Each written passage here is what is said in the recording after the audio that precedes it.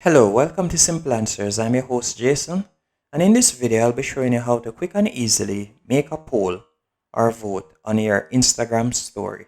First, let's go into Instagram. Then you're going to select your story in the top left hand corner. Then you're going to select the two A's, the capital and common A. Then you'll select the sticker icon right at the top of the screen, right in the middle. That smiley face right there. Then from there you can select poll. And you can type the question that you'd like to ask.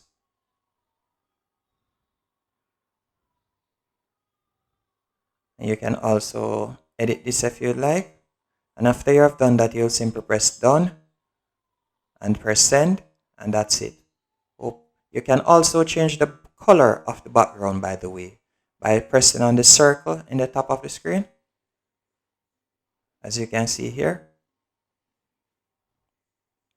And that's it. Hope you found this video helpful and informative. If you did, be sure to hit the like button and subscribe, and thank you for watching.